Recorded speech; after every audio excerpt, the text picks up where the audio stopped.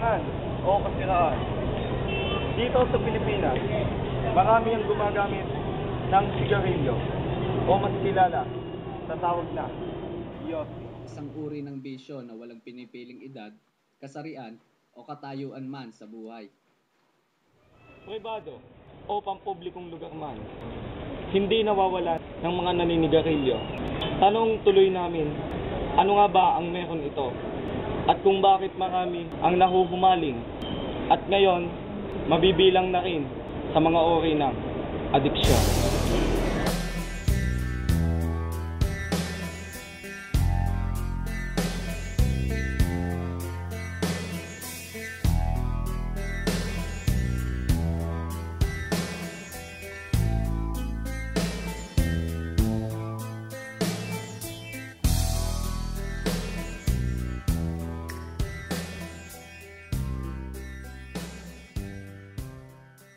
Sa dokumentaryo namin ipapakita sa inyo, makikita ang iba't ibang uri ng tao, bata man o matanda, na gumagamit ng sigarilyo. Ano ang sanhi at bunga nito? At ang mga sakit na maaaring mamuha sa paninigarilyo.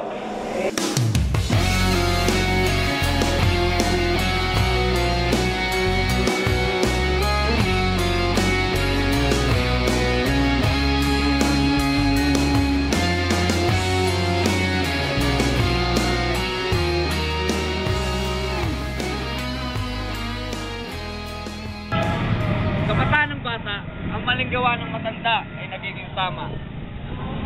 Isa sa mga kasabihang nakatatak na sa utak nating mga Pilipino, ngunit hindi magawa. Isa si Kenneth sa halimbawa ng mga bata ang maaga na ng manigarilyo mula sa kanilang mga kamag-anak o magulang.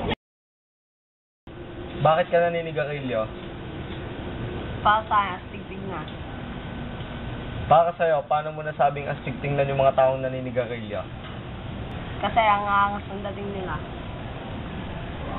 Eh di ilang taong ka nung nag-start ka manigarilyo sa buhay mo? 7 years old, grade 3 ako noon. Alam mo ba kung ano may dudulot sa'yo ng paninigarilyo? Oo. Ano yung sa tingin mong makukuha mong sakit sa paninigarilyo? TV. Sinubukan mo na bang pigilan yung paninigarilyo? Sinubukan ko na to. Dati nung pagkakain ko. Tapos, Hindi ko mataste na tigilan. so pagkatapos mo kumain, lagi ka naninigarilyo? Oo. Nakakailang stick ka ng sigarilyo sa isang araw? Hindi bababa ng 6 sa isang araw. Ilan yung pinakamataas mo? Siyam. Buti hindi ka nahuhuli ng mga magulang mo pag naninigarilyo ka. Hindi. Sino yung mga palagi mo kasama pag naninigarilyo? Mga tropa ko. Kung yayain ka banla isang beses, sumasama ka kaagad. Oo. Natatakot ka ba sa pwedeng mangyari sa buhay mo kapag nakakuha ka ng sakit? Hindi.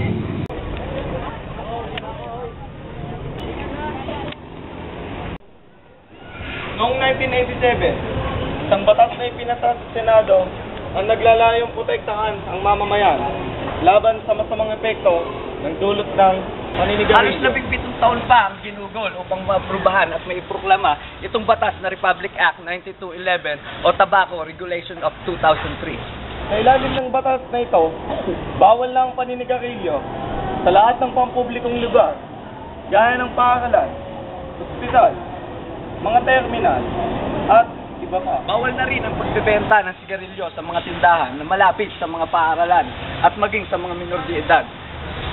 Ang pagmumulta ay umabot sa 500 piso para sa unang paglabag. 1,000 piso sa ikalawa at 5,000 piso para sa mga susunod na paglabag.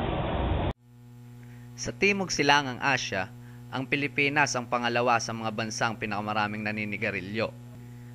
Mula sa populasyon nating 70 milyong katao, higit sa 30 milyon dito ang naninigarilyo. Kumikita nga ang Pilipinas taon-taon ng 30 bilyong piso sa buwis mula sa produktong tabako.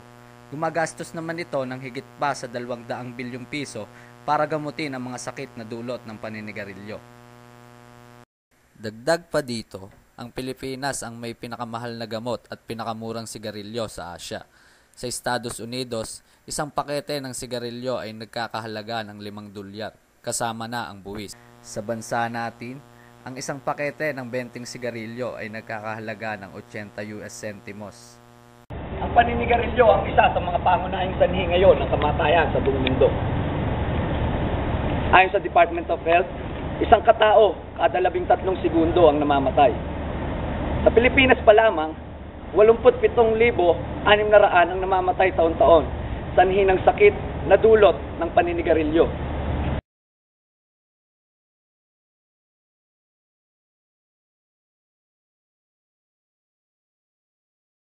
Upang makatiyak kami sa maaaring maidulot ng paninigarilyo sa kalusugan ng tao, kumonsulta kami sa isang doktor na espesyalista sa baga, isang pulmonologist sa New Sinai MDI Hospital.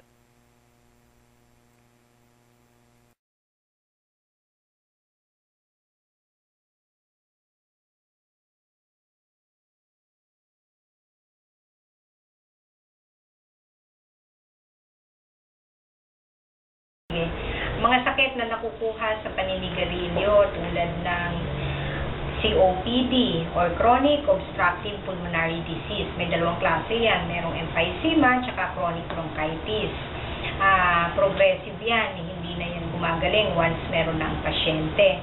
Ang pangalawa, pwede ka rin magkaroon ng lung cancer.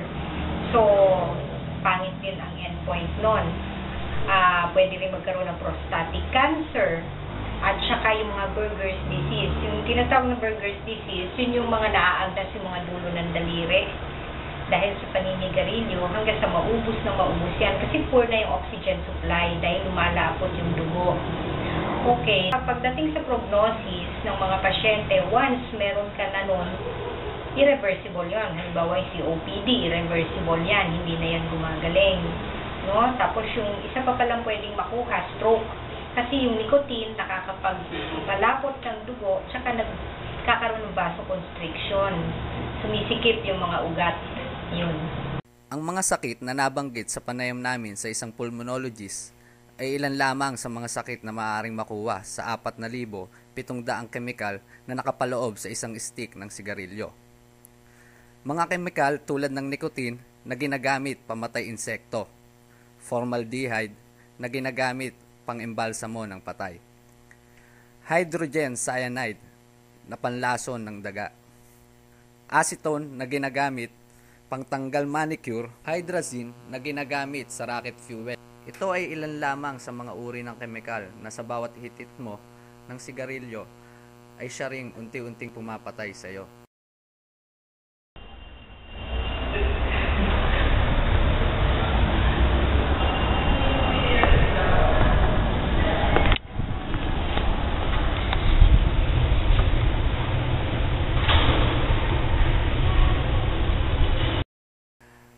Sa kasalukuyan, ang pandaigdigang inisyatibo na maglagay ng larawan sa mga pakete ng sigarilyo bilang health warning ay pinigil ng Korte ng Pilipinas na maipatupad. Pilit nilang tinatago ang isang bagay na alam na nating lahat. Ang paninigarilyo ay magdudulot ng kanser o kamatayan.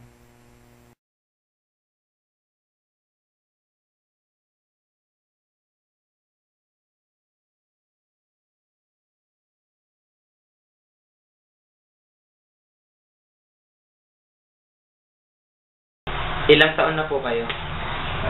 Ngayon ako'y 37 anyos, magka-38 ngayong this coming November. Nakailang stick po kayo sa isang araw po, nung araw po na naninigarilyo po kayo? Kalakasan ko manigarilyo siguro about 1993. Yun ang pinakamalakas ko kasi 1988, 89. Siguro kaya umubos ng more or less mga isang kaha sa isang araw. Pag minsan, pag napapasarap, nakakabili pa ako pa stick-stick.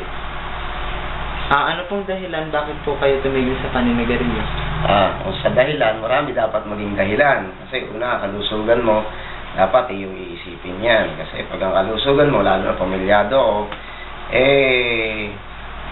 kailangan ingatan kasi kung magkakasakit ka lagi, mas malaking gastos, di ba? Tapos pangalawa, yung anak ko naman medyo maselan yung kalagayan niya.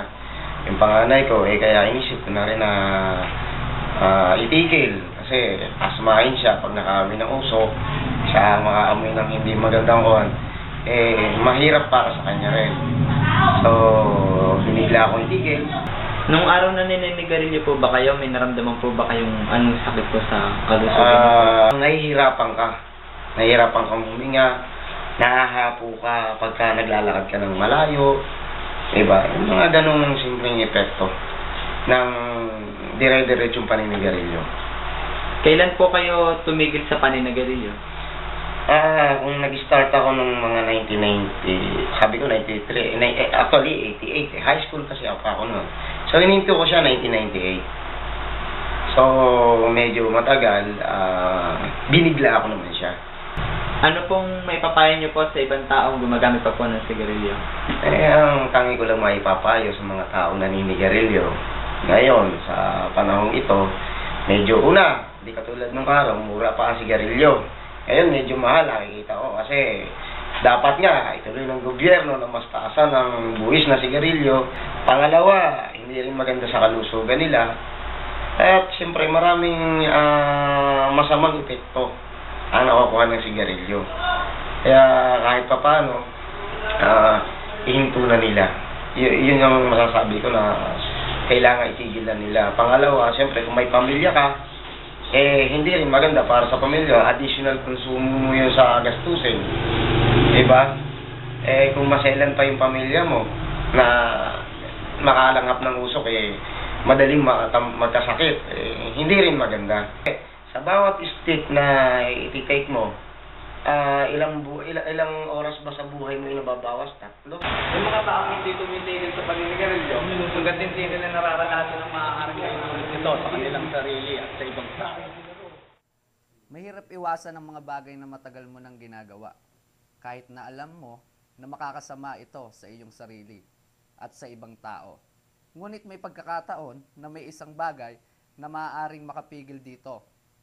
Ito ay isa lamang sa mga sugat ng lipunan na dapat nating masolusyonan. Disiplina sa ating sarili ang kailangan.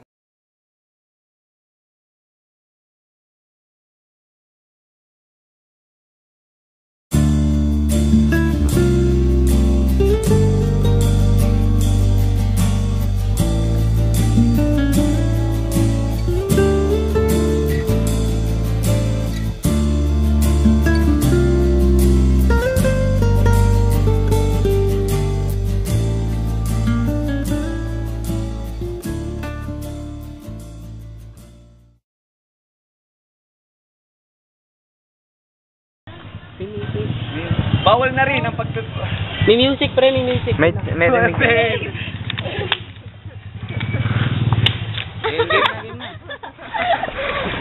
Narinig na ba? Hindi pa maliwanag pa. Wait lang, may music kasi, may music.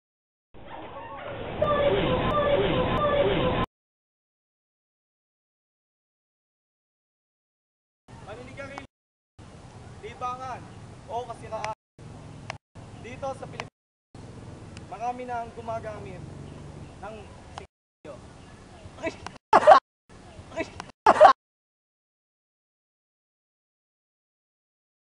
Sa mata ng bata, ang maling gawa ng matanda ay nagiging bata. Nagiging bata. Nagiging bata.